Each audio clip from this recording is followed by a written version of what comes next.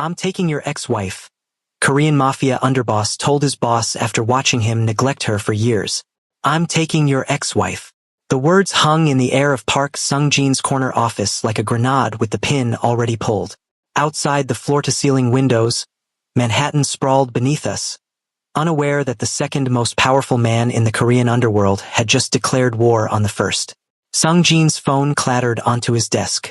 His eyes, those calculating, ice-cold eyes that had ordered things I would never speak of, locked onto mine with an intensity that would have made most men step back. I didn't step back. Say that again, he said, voice dropping to that particular register that meant someone was about to have a very bad day. Selena. I used her name deliberately, watched his jaw tighten. I intend to pursue her. I'm informing you as a matter of professional respect. Not asking permission. The distinction landed exactly as I meant it. But I'm getting ahead of myself. You need to understand how we got here, how I, Han Ji-hoon, underboss to the most dangerous man on the East Coast, ended up standing in his office at 7:45 a.m. on a Tuesday morning, calmly announcing my intention to claim the one thing he'd thrown away. Started 4 years ago. Or maybe it started 93 days ago when the divorce papers were signed. Or maybe, and this is the truth I hadn't admitted until that morning, it started the very first time I saw her. 4 years earlier. The charity gala was the kind of event where money and power wore tuxedos and pretended to care about art. I was there because Sung-jin was there, and I was always where Sung-jin was. That was the job. What wasn't the job was noticing the woman in the emerald dress orchestrating everything from the shadows. She moved through that ballroom like water, redirecting a lost guest here, signaling a waiter there, adjusting a flower arrangement with one hand while confirming something on her headset with the other. Event planner, I learned later. Selena Hart, 27 years old, self-made, brilliant at reading a room and giving it exactly what it needed. I watched Sung-jin watch her from across the ballroom. Watched the exact moment he decided she would be his. Sung-jin didn't fall in love. He acquired. And he was very, very good at it. 6 months later, she had his ring on her finger and a new last name. Park Selena, director's wife. The most invisible position in our entire organization. I watched that light in her eyes dim over 4 years. Watched her learn to make herself smaller, quieter, less. Watched her become a ghost in her own marriage. The night I knew I was in trouble, the night I knew I'd crossed a line I could never uncross, was their second anniversary. I'd come to drop off documents Sung-jin needed to sign. The door was unlocked. I let myself in the way I always did, and stopped dead in the kitchen doorway. She'd set a table, candles, wine, food that had clearly been prepared hours ago and left to go cold. She stood at the window with her back to me, shoulders tight, staring out at nothing. She didn't know I was there. The way she looked in that moment, the exhaustion, the defeat, the particular grief of a woman who'd tried so hard and been met with so little, it did something to my chest I wasn't prepared for. I left the documents and went. Never mentioned what I'd seen, but I started paying attention after that. Really paying attention. The way she held her left shoulder higher when she was managing something difficult. The way her smile never quite reached her eyes anymore when she was beside Sung-jin at events. The way she'd excuse herself from conversations and stand alone by windows. And the look on her face in those unguarded moments would make something tighten behind my ribs. I never approached her. Never crossed that line. There were rules and I'd built my entire life on following them. Then came the divorce. 93 days ago. He's having you served with papers this afternoon. I told her myself. Against protocol. Against every rule. I'd shown up at that cold, empty house and told her what was coming. Because someone should have given her the dignity of preparation. She'd looked at me with those dark eyes that had learned not to expect anything. And said, "Thank you for telling me, Ji-hoon." Then quietly, "Did he seem upset?" That question. That fucking question. After 4 years of neglect, she was asking if her husband was upset about divorcing her. "No," I'd said, because she deserved honesty. He seemed like he was signing a business contract. Something had shifted in her face. Not pain. Something colder. The look of a woman who'd finally stopped hoping. "Then I suppose that's what it was," she'd said. She'd signed the papers the same day. Moved out within a week. Sung-jin had given her a midtown apartment in the settlement. His version of generosity, which was just another form of control. The building had security. His men. He'd let her go but kept the leash on. For 93 days I told myself to stay away. For 93 days I failed. Back to the office. You've lost your mind, Sung Jin said, standing now, that old territorial instinct moving through him. Possibly. I kept my voice level. It doesn't change my position. She is my ex-wife. Each word precise, separated. You understand what that means. I understand exactly what it means. Something cold moved into my voice. It means you had 4 years with a woman who would have given you everything, and you gave her nothing. It means she set a table for your anniversary, and you came home at 10:40 p.m. like it was Tuesday. It means you signed divorce papers without taking the morning off work. His eyes narrowed. How long? Long enough to know that what you did with what you had was a waste. The word landed like a sentence. Sung Jin moved around the desk, stopped close enough that the challenge was unmistakable. We'd built an empire together. 11 years. He'd trusted me with everything that mattered in his world. Except this apparently. If you do this and it creates a problem, I will handle it. I met his gaze without blinking. Efficiently. Without becoming your problem. Pause. But I will do it. For a long moment we stood at the edge of something that couldn't be untouched. Then he turned away. Saturday. Picked up his phone with deliberate motions. Don't make it untidy. I straightened my jacket. I never do. At the door I stopped. Turned back. One more thing you should know, I said. I didn't just start paying attention after the divorce. His head came up sharply. I've been watching her for 4 years. Every event. Every dinner. Every time she stood alone by a window because you were too busy to notice she was there. I let that sit for exactly 3 seconds. The difference is, now I'm going to do something about it. I walked out before he could respond. Behind me, I heard something hit the wall. That evening, the knock came at 9:30. 3 measured strikes. Not casual. The knock of someone who knew I was home and wasn't uncertain about being there. I looked through the peephole and my pulse did something complicated. Han Ji-hoon. I knew him the way a director's wife knows the underboss. Professionally, from a distance, through years of careful words at the same tables. He'd always been courteous. Formally courteous. But he'd always looked at me. Really looked. Like I was actually there. I opened the door. He stood in dark clothing. City light from the hallway window falling across his face. And something in his expression made my breath catch.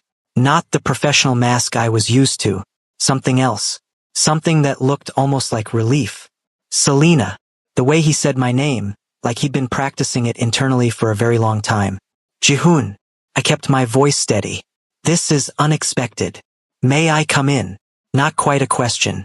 I stepped back before I'd decided to. He entered and stood in my living room, his dark eyes cataloging everything. The unpacked box in the corner, the blanket on the couch, the muted documentary about birds on the screen, the tea mug eyed abandoned. You haven't finished settling in, he observed. Something about that tightened my chest. I'm getting there. Are you? The directness of it threw me. Sung Jin had stopped asking me questions that expected honest answers years ago. What are you doing here? I folded my arms. Did Sung Jin send you? Something moved in his expression. No. Then. I spoke with him this morning. Told him I intended to come to you. I stared. You told him.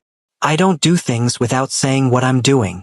4 years of unspoken things in my marriage, and this man had walked into his director's office and announced himself. That must have been an interesting conversation. It was necessary. He still hadn't moved closer, and I noticed that, the deliberate distance, like he understood exactly how much space I needed. You've been out of that house for 3 months. You still look like someone who hasn't exhaled.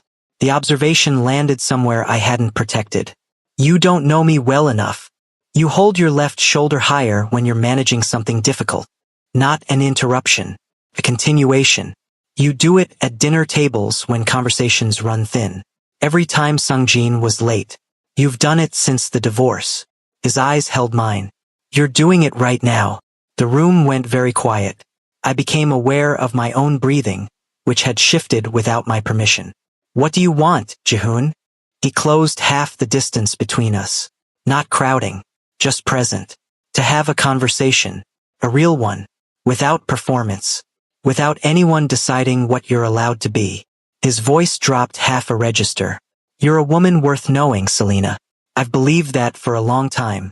I'd like to find out if you're willing to be known. The words reached something deep and undefended.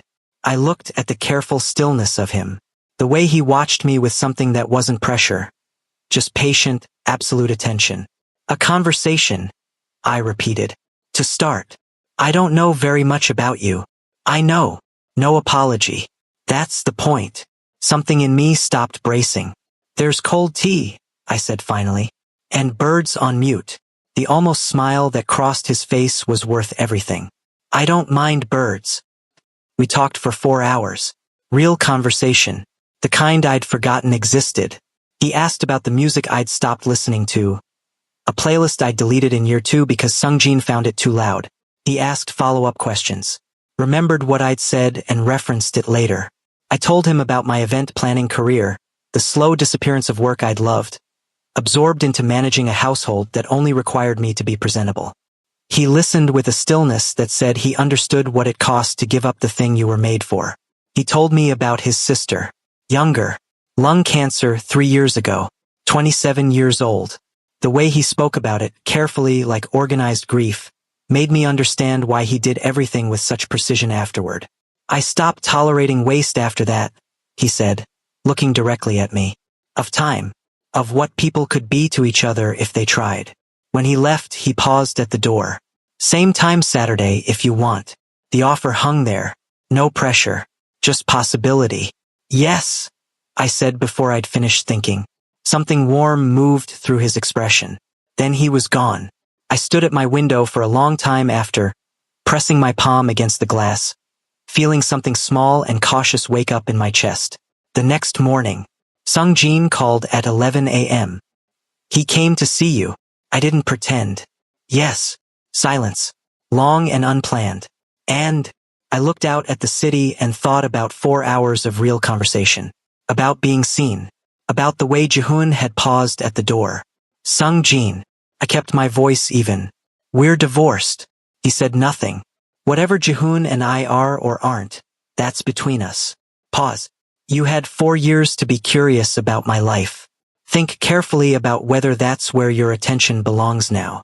More silence. He's my underboss. Something complicated underneath the words. I know what he is. Quietly now.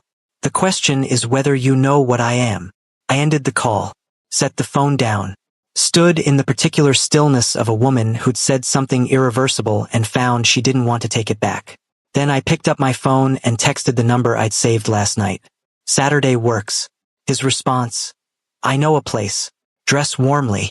I stared at those words longer than rational, feeling something that had been very still for a very long time begin to move. Saturday evening. The black car pulled up at exactly the agreed time. Jihoon stepped out looking like a man who'd decided something and organized his entire self around it. He saw me through the lobby window, and his expression changed. Not assessing anymore. Just unguarded acknowledgement. I pushed through the door into October cold. You came, he said. You're surprised. Almost warm. No. But I'm glad. He opened the car door. I slid in. As the city moved past the windows, I was aware of him beside me, of the space between us that was less than it had been and more than it would eventually be. We drove for 20 minutes. Out of Manhattan. Into Brooklyn. Quieter streets. Where are we going? I finally asked. Somewhere I want you to see.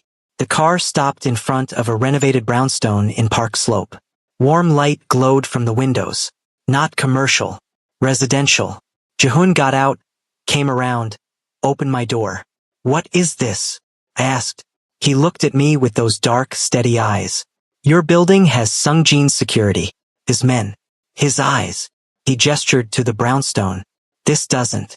I bought it 2 months ago. After the divorce was finalized. My heart did something complicated. Why? Because I knew, he said simply, that eventually I would stop being able to stay away. And when that happened, I wanted there to be a place where you could exist without anyone watching. Without anyone reporting back. Somewhere that was actually yours. I stared at him. 2 months ago. Yes. Before you came to my apartment. Yes. You bought an entire building. I bought you freedom, he corrected. Whether you choose to use it with me or not. The building is in a trust under your name. Papers are inside. No strings. No conditions. Something cracked open in my chest. Jihoon. I'm not Sung Jin, he said. And there was something raw in his voice now. I don't acquire people. I don't collect. What I'm offering you isn't ownership. It's choice. Real choice. He stepped closer. You can go back to your apartment right now. You can tell me to leave you alone. The building is still yours. Or you can come inside and let me make you dinner. And we can keep talking. And you can start figuring out what it feels like to be with someone who sees you. I looked at the brownstone. At him. At the careful, absolute intention in everything he'd done. You've been planning this. Since the day you signed those papers. No apology. I told myself I'd wait until you were ready. But I also told myself I'd be ready when you were. For a long moment I stood there, feeling the weight of 4 years of invisible marriage against the possibility of something else. Something real. Then I walked toward the brownstone. Jihoon followed. At the door he produced a key, then pressed it into my palm. This is yours, he said. Everything inside is yours. I don't have a copy. I unlocked the door. The interior was breathtaking. Restored hardwood. Original molding. Modern kitchen. But what made my throat tight was the details. The record player in the corner with a stack of vinyl beside it. I moved closer. Looked at the albums. Every single one was from the playlist I'd deleted 3 years ago. How did you? I pay attention, Jihoon said from behind me. I turned. He was watching me with that expression I was beginning to recognize. The one that had nothing strategic in it. Just want. Clear and uncomplicated. There's more, he said. He led me through the brownstone. Second floor. A fully equipped office space with design software already installed. For when you're ready to start your company again. Third floor, bedroom, bathroom, everything I would need. Fourth floor. A rooftop garden with a view of the Manhattan skyline. Comfortable seating. Soft lights. A table already set for dinner. You did all this? I said quietly. Without knowing if I'd say yes. I did all this, he corrected. Because you deserved it whether you said yes or not. I turned to face him. He was close now. Closer than he'd let himself be before. I spent 4 years invisible, I said. You're asking me to believe I'm not anymore. I'm not asking you to believe anything. His hand came up, hesitated near my face. Waiting. I'm asking you to let me prove it. I closed the distance. His hand curved against my jaw, warm and certain. And when he kissed me, it was nothing like being acquired. It was being chosen. Fully. Completely. By someone who'd been choosing me in silence for 4 years and was finally allowed to say it out loud. When we broke apart, his forehead rested against mine. Stay, he said. Not a demand. A hope. Tonight. As long as you want. I looked at the Manhattan skyline. At the space he'd created. At the man who'd given me freedom before asking for anything in return. Jihoon. Yes. I want the tour of the kitchen. And then I want you to teach me what else I don't know about you. The smile that broke across his face was worth every second of the 4 years it took to get here. 1 week later, Park Sung-jin sat across from his head of security, Lee Min-ho, a man who'd been with the organization for 15 years and knew when to speak and when to stay silent. Right now, he was speaking. She hasn't been back to the Midtown apartment in 6 days. We've tracked the car to Brooklyn 3 times, but whoever set up the security on that brownstone knew exactly what they were doing. Our systems can't penetrate it. Sung-jin's jaw tightened. Jihoon's work. Yes, sir. And the building's ownership? Trust. Her name. Purchased 2 months ago. 3 days after the divorce was finalized. Min-ho paused. He planned this. Sung-jin stood, walked to the window. Manhattan spread below him, the empire he'd built visible in every direction. And somewhere in Brooklyn, in a brownstone he couldn't touch, was the woman he'd let slip away and the man who'd been patient enough to wait for her. Sir, Min-ho said carefully, there's something else. Sung-jin turned. There's been talk, among the men, about Jihoon's decision. What kind of talk? Some see it as loyalty to you, that he informed you directly rather than hiding it. Minho shifted. Others see it as disrespect, that he pursued your ex-wife at all. And which side is louder? The loyalty side. For now. A pause. Jihoon has 11 years of trust built up. The men respect him. But Park Jae-sung has been asking questions. Sung Jin's expression darkened. Park Jae-sung. Chicago operation. Ambitious. Smart. And always looking for leverage. What kind of questions? Whether this represents a shift in your authority. Whether Jihoon's becoming too independent. Whether Minho stopped. Say it. Whether you're losing control. The words hung in the air. Sung Jin turned back to the window. 4 years of marriage he'd treated like a business arrangement. 93 days of divorce he'd barely noticed. And now, because he'd been too blind to see what he had, his entire organization was watching to see if he'd lost his edge. Set up a meeting, Sung Jin said quietly. With Jihoon. Tomorrow. Neutral location. Sir. He wants to do this cleanly? Fine. We'll do it cleanly. But he needs to understand what's at stake. For both of us. That evening, I was cooking when Jihoon came home. I'd started thinking of it that way without meaning to. 6 days of waking up in a space that was actually mine with a man who asked how I slept and meant it, and the word had just settled. He came up behind me, hands on my waist, forehead against the back of my shoulder. Long day, I asked. Complicated day. His voice was tired. Sung Jin wants to meet tomorrow. I turned in his arms. Is that a problem? Potentially. He brushed hair from my face. The organization is watching this. Watching us. Some men see it as me being honest. Others see it as me overstepping. And Sung Jin. I don't know what Sung Jin sees anymore. He was quiet for a moment. I built 11 years of trust with him. This is the first time I've done something that puts that trust in question. I cupped his face. Do you regret it? His eyes met mine. Not for a second. But I need you to understand. This could get complicated. Not just for me. For you. How? In our world, you don't just leave. And you don't just take something that belonged to someone else, even if they didn't want it anymore. There are men who'll see you as leverage against me. Or against Sung Jin. His hands tightened on my waist. I can protect you. I will protect you. But you need to know what you're in the middle of. I looked at this man who'd bought me a building, who'd filled it with records from a deleted playlist, who'd given me freedom before asking for anything in return. I'm not afraid of complicated, I said. I'm afraid of invisible. And with you, I'm not invisible anymore. Something moved through his expression. Relief. Gratitude. Something deeper than both. I don't deserve you, he said quietly. You're the only one who ever saw me. I kissed him. That's all the deserving you need. The next day, the restaurant was in Tribeca. High-end. Private room. The kind of place where powerful men met to have conversations that couldn't happen in offices. Jihoon arrived first.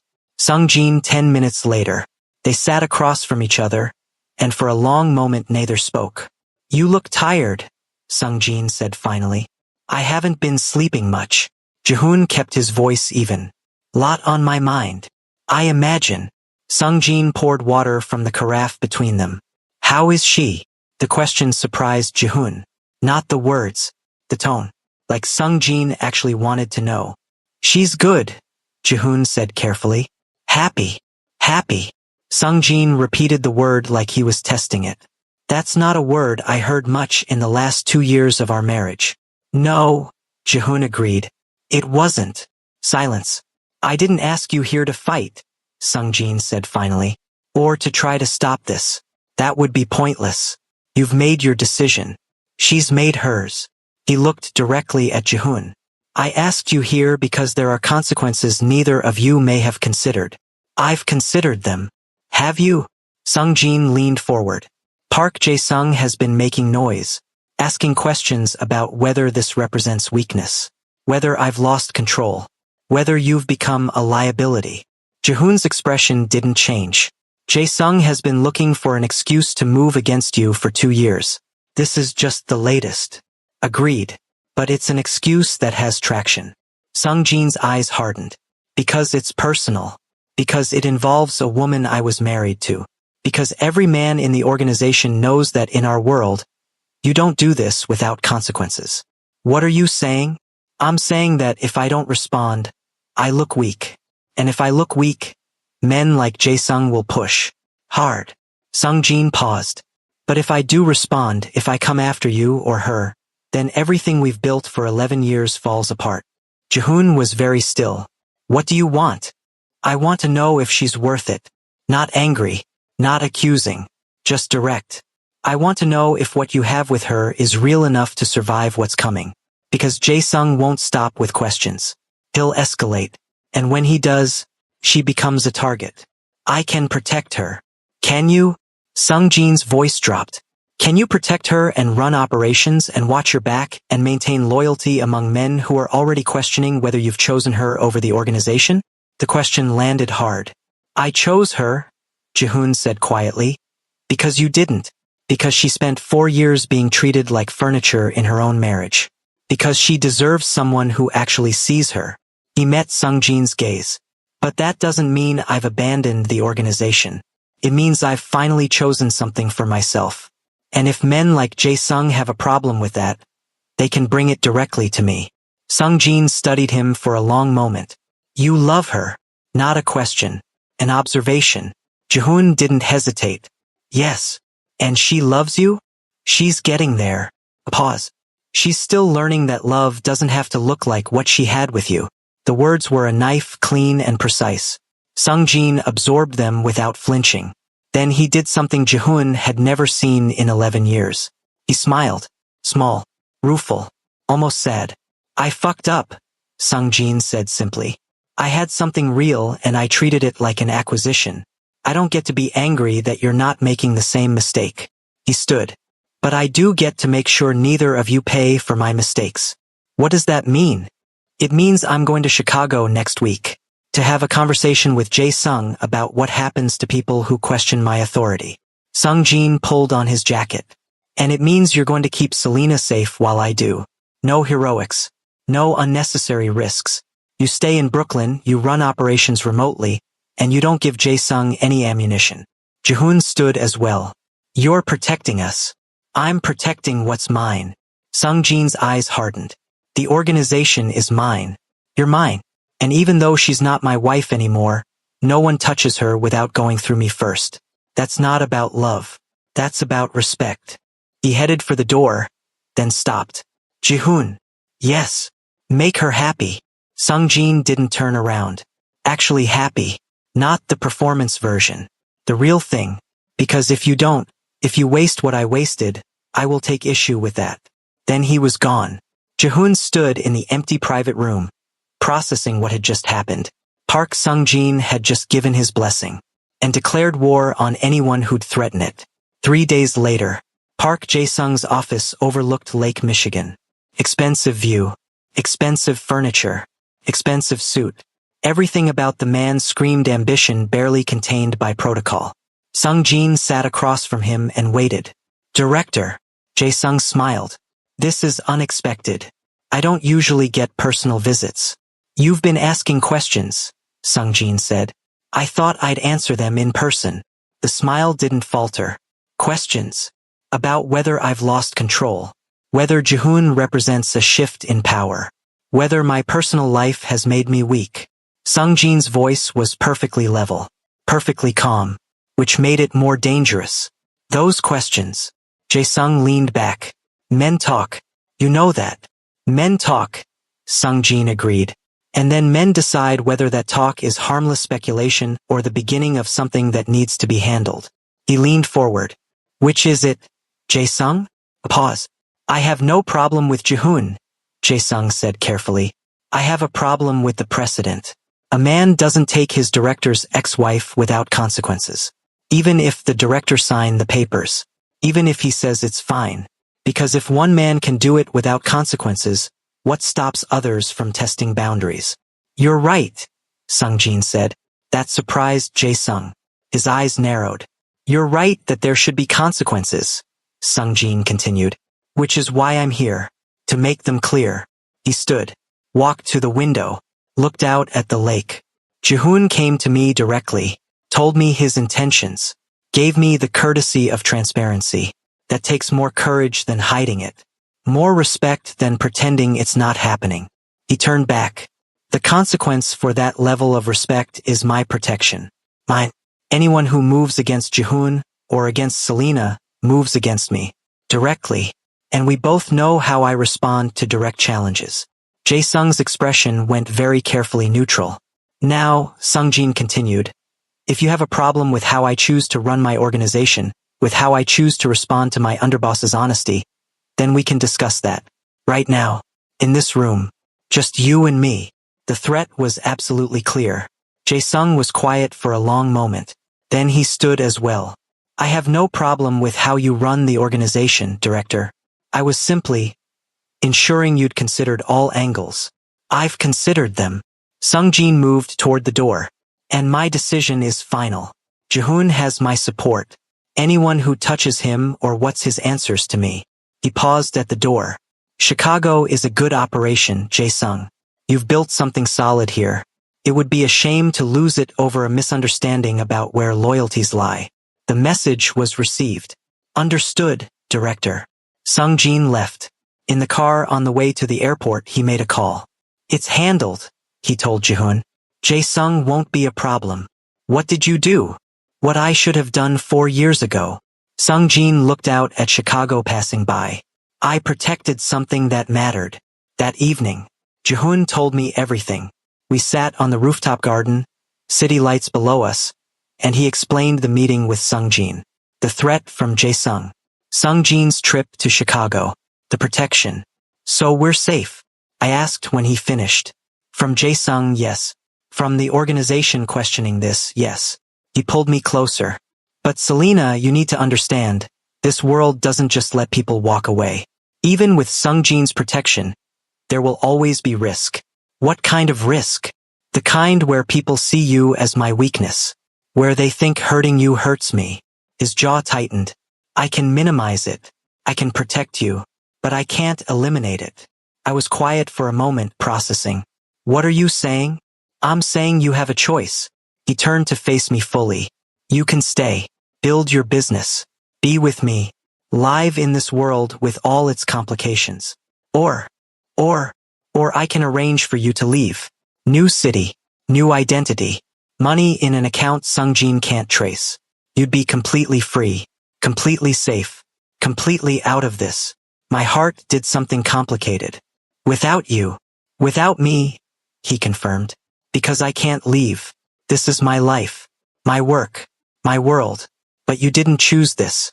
You chose me, but you didn't choose the danger that comes with me. I looked at this man who was offering me freedom again. Complete freedom. Even from himself. When did you arrange all this? I asked quietly. The day after we met at your apartment. Before I bought this building. Before I made any promises. He cupped my face. Because the first thing I learned about you was that you'd spent 4 years in a cage. I wasn't going to build you another one. Even if the cage was with me. Something in my chest cracked open completely. You would let me go. I would hate it. His voice was raw. It would destroy me. But yes, if that's what you needed to be safe, to be free, I would let you go. I kissed him. Hard. Certain. I'm not going anywhere, I said against his mouth. I spent 4 years playing it safe. Being invisible. Being the appropriate wife who didn't cause problems. I'm done being safe. Selena. I choose you, I said clearly. I choose this. I choose the complications and the risks and the messy reality of being with someone in your world. Because for the first time in years, I feel alive. I feel seen. I feel like I matter. Jihoon pulled me against him, forehead pressed to mine. You terrify me, he said quietly. The idea of something happening to you. Then we'll be careful. We'll be smart. But we'll be together. I pulled back to look at him. That's non-negotiable. He looked at me for a long moment. Then he kissed me with the particular intensity of a man who'd just been given something he thought he'd have to sacrifice. Okay, he said. Together. Together. I agreed. 2 months later. The event was in Midtown. High-end art gallery. Fundraiser for a children's hospital. And it was the first one I'd planned in 4 years.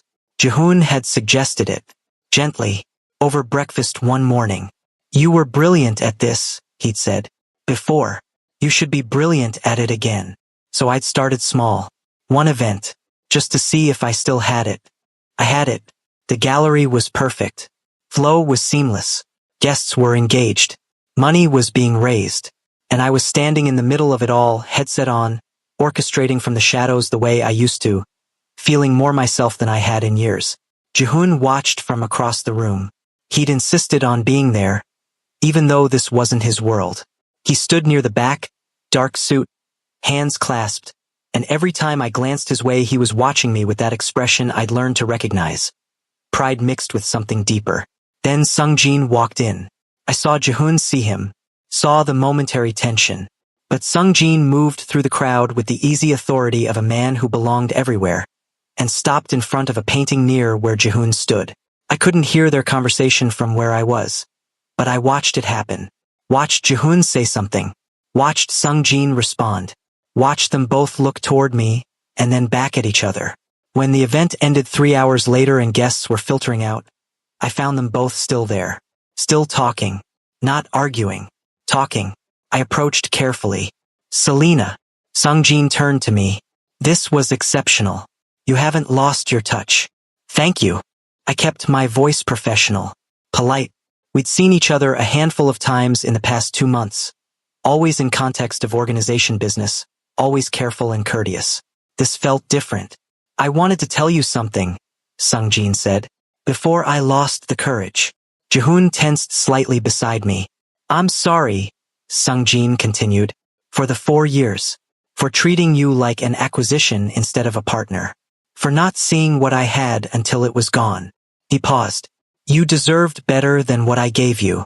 You deserved someone who actually showed up. The words landed in a place I thought was past needing them.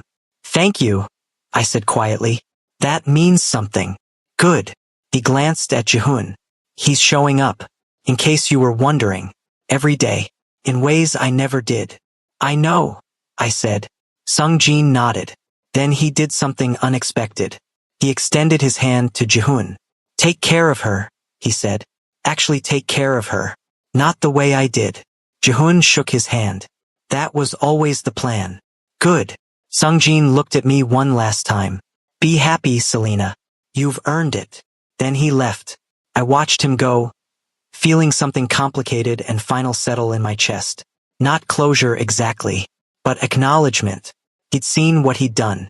He'd owned it. And he'd let go. Really let go. Jihoon's arm came around my waist. You okay? He asked. Yeah. I leaned into him. I'm okay. You were incredible tonight. His voice was warm, proud. Watching you work. Seeing you in your element. It felt good. I admitted. Really good. Then you should do more of it. He turned me to face him. Build the business back. Take on clients. Be the person you were before someone made you smaller. I looked up at him. You'd be okay with that? The hours, the events, the chaos. Selena. He cupped my face. I fell in love with you because of who you are. Not despite it. If that means chaos and long hours and events where I have to wear a suit and pretend to understand modern art, then that's what it means. You fell in love with me? The words came out quieter than I meant. His expression softened. I thought that was obvious. Say it anyway. I love you. Simple. Direct. Absolutely certain. I have for a long time. I'm just finally allowed to tell you. Something warm and complete settled in my chest. I love you too, I said. In case that wasn't obvious. He kissed me there in the empty gallery, surrounded by art and the ghost of the event I just executed perfectly. And for the first time in years I felt completely, perfectly, entirely myself. Not someone's wife. Not someone's acquisition. Not invisible. Just Selena. Seen. Loved. Free. 6 months later. The business was thriving. I'd taken on 6 clients in 3 months. Word had spread that I was back. And apparently I'd been missed. The brownstone was home. Really home. Jihoon had moved in completely or I'd moved in with him depending on how you looked at it. We'd turned the second floor office into a shared space. His operations on one side. My event planning on the other. Working side by side. building separate things that somehow fit together. The organization had adjusted. Some men still questioned, but Jihoon's position was secure. Sungjin had made that abundantly clear. And after 6 months of watching us be together, really together, not performing for anyone, most of the resistance had faded. We had dinner with Sungjin once a month. Neutral ground. The three of us. It was strange at first. Then it became normal. He'd started dating someone. Younger. An architect. Someone who called him on his bullshit and made him laugh, which was something I'd never managed to do. "She's good for you," I told him at the last dinner. "She doesn't let me get away with anything," he'd said. Then, looking at Jihoon, "I'm learning. Progress. Not friendship exactly, but something respectful. Something that acknowledged the past without being trapped in it." Tonight, Jihoon and I were on the rooftop garden. November cold, but we had heat lamps and blankets and wine. "I have something for you," he said. He produced a small box. My heart did something complicated. "Jihoon, it's not what you think." He smiled. "Open it." Inside was a key. Different from the one he'd given me for the brownstone. Older. Worn. "What is this?"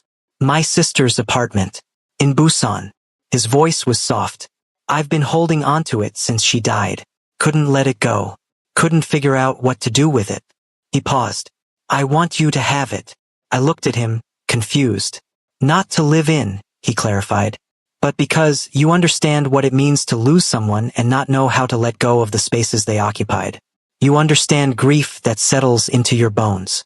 He took my hand.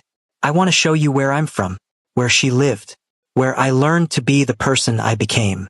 You want me to meet your family. What's left of them, yes." He was quiet for a moment. "I want you to see all of me, not just the parts that work in this world. The parts that came before." Something in my chest expanded. "When?" "Next month. If you can spare the time from your empire." He smiled. "My empire can wait." I kissed him. "I'd like to meet your family. See where you're from. Understand the whole story. Even the complicated parts? Especially the complicated parts." He pulled me close, and we sat there under heat lamps and November stars, and I thought about the distance between where I'd been and where I was now. 4 years of invisible marriage. 93 days of divorce. 6 months of learning what it meant to be seen. And a future that was mine to build. With a man who'd watched me for 4 years and waited until I was free to tell me I deserved better. "Jihoon," I said into the quiet. Thank you." "For what?" "For seeing me, when no one else did." His arms tightened around me. "Selena," he said quietly, "you were always worth seeing. I just had the patience to wait until you knew it too." 1 year later, the wedding was small, intimate, just the people who mattered. Not a director's wife this time. Not an acquisition. Just 2 people who'd found each other in the gaps between what should have been and what actually was. Camille was my maid of honor. Jihoon's cousin from Busan was his best man. Sungjin attended with his architect girlfriend, who I'd become genuinely friends with over monthly dinners. He gave a toast that was surprisingly thoughtful about second chances and learning from your mistakes. We didn't have the wedding in a hotel ballroom or some grand venue. We had it on the rooftop garden of the brownstone. String lights. November cold again, but we'd learned we did our best moments in November. When Jihoon slipped the ring on my finger, he said, "I see you. I've always seen you. And I will spend the rest of my life making sure you never feel invisible again." I said, "You taught me I was worth seeing, worth choosing, worth loving without conditions. That's the best gift anyone's ever given me." We kissed to applause from 30 people who actually mattered, and when I looked out at them I saw something I hadn't had the first time: community. People who knew us, really knew us. Not the performance version. The real thing. Later, after cake and dancing and Sungjin's surprisingly funny stories about Jihoon's early days in the organization, Jihoon and I stood alone on the edge of the rooftop. "Happy?" he asked. "Completely. No regrets. Not one." He pulled me close. "I'm going to love you for the rest of my life, Selena. In ways that make you feel seen. In ways that make you feel chosen. Every single day." "I know." I smiled against his chest. "You've been practicing." 4 years of practice," he agreed. I'm very good at it now. And he was the most dangerous man in the organization, who'd stood in his director's office and declared his intention to claim the woman everyone else had overlooked, who'd bought me a building before asking for a single thing in return, who'd given me freedom and choice, and the particular gift of being genuinely, completely, permanently seen. Some love stories start with a spark. Some start with a glance across a crowded room. Ours started with a man who had the patience to watch and wait, and recognize that the woman everyone else had made invisible was worth starting a war over. And in the end, that made all the difference. If the story made you feel something, if you caught yourself rooting for Selena, holding your breath for Jihoon, or thinking about the kind of love that actually sees you, don't just scroll away. Hit the like button so this story can find people who need it the way you did. Subscribe if you want more stories about power, patience, second chances, and love that refuses to stay invisible.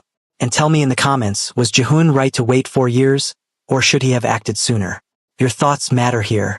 I read them. Always.